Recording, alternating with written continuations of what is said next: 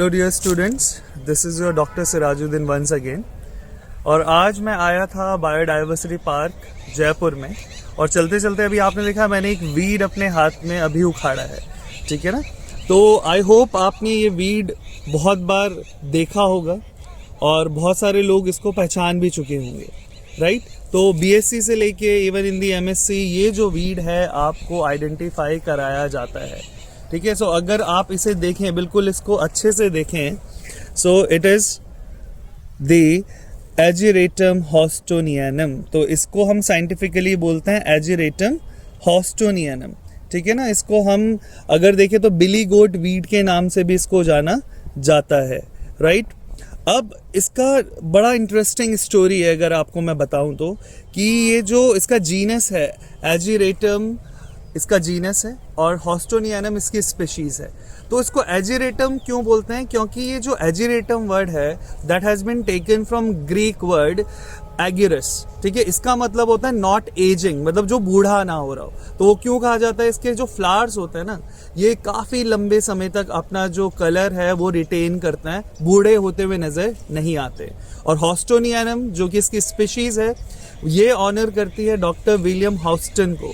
ये आपके स्कॉटलैंड के सर्जन थे और प्लांट कलेक्टर थे, जिन्होंने सबसे पहले आई थिंक अराउंड 1700 ईयर में, ठीक है ना, मतलब 1700 में इसके जो सीड्स थे वो मैक्सिको से यूरोप क्या करे थे, एक तरह से ट्रांसफ़र किए थे।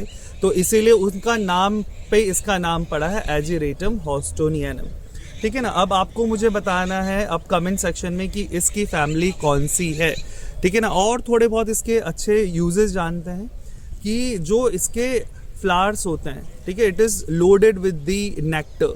तो इसको पावर हाउस कहा जाता है एक तरह से पॉलिनेटर्स के लिए, इट अट्रैक्ट्स पॉलिनेटर्स, ठीक है। दूसरी चीज़ अगर आप मैं बताऊं इसको कि ट्रेडिशनल मेडिसिन में इसके मेडिसिनल यूजेस भी बहुत थे।